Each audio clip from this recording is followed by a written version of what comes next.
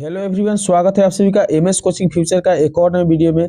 यदि आप भी मैट्रिक बोर्ड परीक्षा 2025 में शामिल होने वाले विद्यार्थी है और आपका 17 फरवरी का हिंदी का पेपर होने वाला है, तो बिल्कुल बाबू वह पेपर हिंदी का आउट हो चुका है। बिल्कुल ओरिजिनल पेपर जो विषय कोड 110 और सेट जी से पूछा जा रहा है।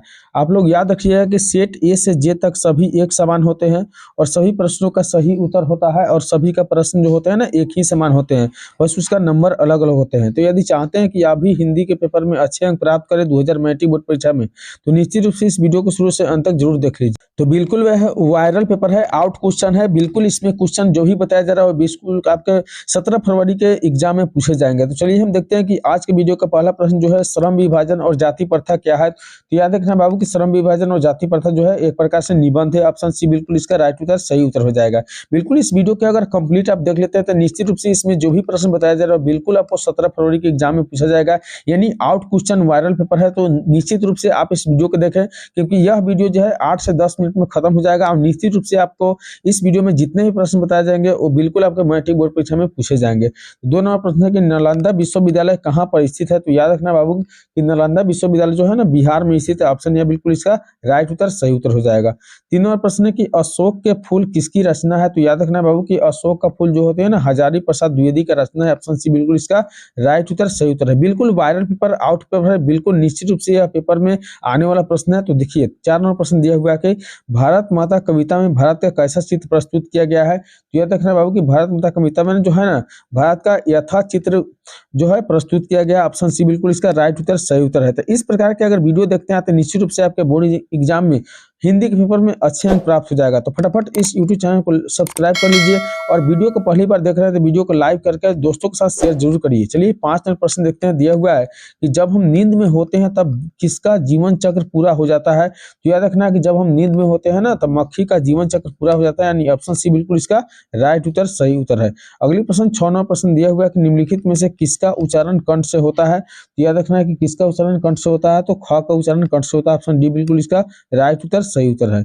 अगली प्रश्न पर बढ़ेंगे। 7 नंबर प्रश्न दिया हुआ है कि अर्थ के विचार से संज्ञा के कितने प्रकार होते हैं। तो याद रखना है कि अर्थ से विचार के संज्ञा के जो है ना 6 प्रकार होते हैं। ऑप्शन सी बिल्कुल इसका राइट उत्तर सही उत्तर हो जाएगा। चलिए बढ़ते हैं अगले प्रश्न की ओर। 8 नंबर प्रश्न दिया हुआ है कि स्वागत शब्द में निहित उपसर्ग है। तो याद रखना है बाबू कि स्वागत शब्द में जो निहित उपसर्ग है ना वह सु है। यानी ऑप्शन सी बिल्कुल इसका राइट उत्तर सही उत्तर है। चलिए बढ़ते हैं अगली प्रश्न की ओर। अगली प्रश्न 8 नंबर प्रश्न देख रहे हैं कि दिया हुआ है कि सप्तर्षि का सही संधि विच्छेद क्या है। तो याद रखना है कि 9 नंबर प्रश्न का सही जो उत्तर हो जाएगा ऑप्शन बी, अर्थात सप्तर्षि का सही संधि विच्छेद जो है सप्त जोड़ ऋषि यानी सप्तर्षि। ऑप्शन बी में बिल्कुल इसका राइट उत्तर सही उत्तर है। अगली प्रश्न पर बढ़ते हैं। 10 नंबर प्रश्न देखते हैं। दिया हुआ है कि प्रिय बोलने वाली स्त्री को कहते हैं। तो याद रखना है कि प्रिय बोलने वाले स्त्री को प्रिय वंदा कहा जाता है। यानी ऑप्शन बी बिल्कुल इसका राइट उत्तर सही उत्तर हो जाएगा। चलिए फटाफट हम लोग 1 से 100 प्रश्न कंप्लीट करने वाले इस वीडियो में, तो बिल्कुल कंप्लीट इस वीडियो को शुरू से अंत तक जरूर देखिएगा।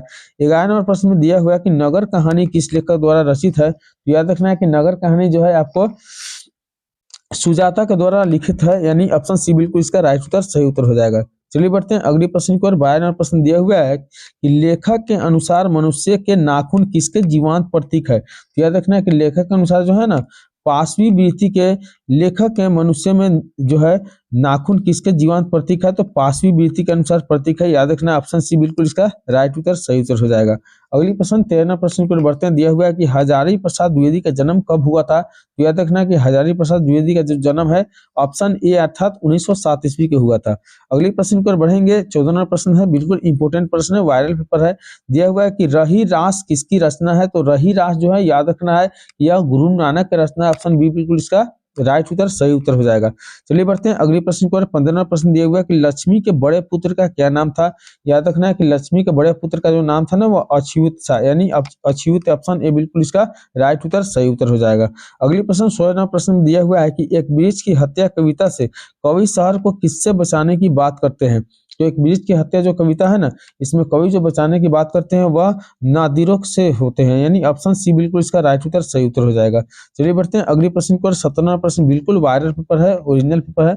देखिए दिया हुआ है 17वां प्रश्न में कि गांधी जी का दक्षिण अफ्रीका प्रवास कब से कब तक था। तो दक्षिण जो है ना गांधी जी का दक्षिण जो है दिया गया है ऑप्शन ए में दिया गया है। यानी 1893 ईस्वी से लेकर 1914 ईस्वी तक का था। तो चलिए बढ़ते हैं अगले प्रश्न को, यानी 18 नंबर प्रश्न देखते हैं। दिया हुआ है 18 नंबर प्रश्न में कि जब पश्चिम पंडित बिरजू महाराज को संगीत नाटक अकादमी अवार्ड मिला था तब उनकी उम्र क्या थी। तो पंडित बिरजू महाराज को जो है ना संगीत नाटक अकादमी का अवार्ड मिला था तब उनका उम्र जो था याद रखना है 27 वर्ष, यानी ऑप्शन ए बिल्कुल इसका राइट उत्तर सही उत्तर हो जाएगा। चलिए बढ़ते हैं अगले प्रश्न की ओर। 19 नंबर प्रश्न में दिया हुआ है, बिल्कुल एक एक प्रश्न इंपॉर्टेंट है तो वीडियो के अंत तक जरूर देखिएगा। दिया हुआ है कि कवि ने माली मालिन किसे कहा है। तो याद रखना है कि कवि ने माली मालिन जो है ना कृष्ण और राधा को कहा है, यानी ऑप्शन सी बिल्कुल इसका राइट उत्तर सही उत्तर हो जाएगा। चलिए बढ़ते हैं अगले प्रश्न की ओर। 20 नंबर प्रश्न दिया हुआ है कि सभ्य समाज की आवश्यकता क्या है। तो याद रखना है कि सभ्य समाज की जो आवश्यकता है ना अनुभव होती है, यानी ऑप्शन सी बिल्कुल इसका राइट उत्तर सही उत्तर हो जाएगा। चलिए बढ़ते हैं अगले प्रश्न यानी 21 नंबर प्रश्न की ओर बढ़ते हैं। 21 नंबर प्रश्न में दिया हुआ है कि निम्नलिखित रचनाओं में से कौन सी रचना डॉक्टर अंबेडकर की है। तो याद रखना है कि डॉक्टर अंबेडकर की जो रचना है ना वह इनमें से सभी है, जैसे the caste in India, the untouchable, you are the और हु आर सुतराज है। चलिए बढ़ते हैं अगले प्रश्न यानी 22 नंबर प्रश्न की ओर। दिया हुआ है कि दिवालय शब्द का कौन सा समास है। तो याद रखना है कि दिवालय शब्द जो है ना तत्पुरुष समास, यानी ऑप्शन ए बिल्कुल इसका राइट उत्तर सही उत्तर हो जाएगा। चलिए बढ़ते हैं अगले प्रश्न की ओर। 23 नंबर प्रश्न दिया हुआ है कि सेन साहब किसके व्यंग से ऐंठकर रह गए। तो याद रखना है कि 23 नंबर प्रश्न का जो सही उत्तर हो जाएगा वह है ऑप्शन ए, अर्थात पत्रकार महोदय के व्यंग से जो है ऐंठकर रह गए थे, यानी ऑप्शन ए बिल्कुल इसका राइट उत्तर सही उत्तर हो जाएगा। अगले प्रश्न पर बढ़ते हैं। 24 नंबर प्रश्न दिया हुआ है कि भारत कहाँ बसता है। याद रखना है कि भारत जो है आपको लोगों के मन में बसता है, यानी ऑप्शन डी बिल्कुल इसका राइट उत्तर सही उत्तर हो जाएगा। चलिए बढ़ते हैं अगले प्रश्न पर। 25 नंबर प्रश्न दिया हुआ है कि महाभारत क्या है। तो याद रखना है कि महाभारत एक प्रकार से शास्त्र है, यानी ऑप्शन सी बिल्कुल इसका राइट उत्तर सही उत्तर हो जाएगा। अगले प्रश्न 26 नंबर प्रश्न दिया हुआ कि मिहिर भोज की ग्वालियर प्रशासित किस भाषा में है। तो मिहिर भोज की जो ग्वालियर प्रशासित है ना किस भाषा में पूछा जा रहा है, याद रखना है कि इस प्रश्न का सही उत्तर जो है ऑप्शन सी अर्थात संस्कृत भाषा में है, बिल्कुल याद करके रखना है। अगले प्रश्न 27 नंबर प्रश्न में दिया हुआ है 27 नंबर प्रश्न जो देख पा रहे हैं दिया हुआ है कि बहादुर कौन थे। याद रखना बाबू कि बहादुर जो था ना वो बहादुर नौकर था, ऑप्शन सी बिल्कुल इसका राइट उत्तर सही उत्तर हो जाएगा। अगले प्रश्न 28 नंबर प्रश्न में दिया हुआ है कि निराला के साहित्य साधना किसकी कृति है। तो निराला के जो साहित्य साधना है ना याद रखना है कि रामविलास शर्मा की कृति है, ऑप्शन सी बिल्कुल इसका राइट उत्तर सही उत्तर हो जाएगा। अगले प्रश्न पर बढ़ेंगे। 29 नंबर प्रश्न दिया हुआ है कि बिरजू महाराज का संबंध किस घराने से है। तो याद रखना है कि बिरजू महाराज का जो संबंध है ना लखनऊ घराने से, ऑप्शन ए बिल्कुल इसका राइट उत्तर सही उत्तर हो जाएगा। चलिए बढ़ते हैं 30 नंबर प्रश्न पर। बिल्कुल वायरल पेपर है, इंपोर्टेंट प्रश्न दिया हुआ है कि कुमार गंधर्व क्या थे। तो याद रखना है कि कुमार गंधर्व जो थे ना वह शास्त्रीय गायक थे, ऑप्शन बी बिल्कुल इसका राइट उत्तर सही उत्तर हो जाएगा। अगले प्रश्न 31 नंबर प्रश्न दिया हुआ है कि किस दिन सीता को लगा कि लाइसी बिल्कुल फीकी है। तो याद रखना है कि इस प्रश्न का जो सही उत्तर है वह है नरसिंह जी वाले दिन जो है लगा था सीता को कि लाइसी जो है बिल्कुल फीकी है, यानी ऑप्शन बिल्कुल ए इसका सही उत्तर है। अगले प्रश्न को बढ़ेंगे। 32 नंबर प्रश्न दिया है कि पक्का महल क्या है। तो याद रखना है कि जो पक्का महल है ना एक प्रकार से जो है काशी विश्वनाथ से लगा हुआ इलाके, यानी ऑप्शन ए बिल्कुल इसका राइट उत्तर सही उत्तर हो जाएगा। चलिए बढ़ते हैं 33 नंबर प्रश्न की ओर। 33 नंबर प्रश्न दिया हुआ है कि गांधी जी शिक्षा का उद्देश्य क्या मानते थे। तो याद रखना है कि गांधी जो शिक्षा का उद्देश्य मानते थे वह चरित्र निर्माण था, यानी ऑप्शन सी बिल्कुल इसका राइट उत्तर सही उत्तर हो जाएगा। अगले प्रश्न 34 नंबर प्रश्न दिया हुआ है कि ब्राह्मण का निवास कहाँ होता है। याद रखना है कि ब्राह्मण का निवास जो होता है ना काम क्रोधहीन व्यक्ति में होता है, यानी ऑप्शन बी बिल्कुल इसका राइट उत्तर सही उत्तर हो जाएगा। अगली प्रश्न दिया हुआ है कि गुरु कृपा की महत्ता का वर्णन किस कवि ने किया है। तो याद रखना है कि 35वां प्रश्न का सही उत्तर ऑप्शन सी अर्थात गुरु नानक द्वारा किया गया है कि गुरु कृपा की महत्ता जो है वर्णन होती है।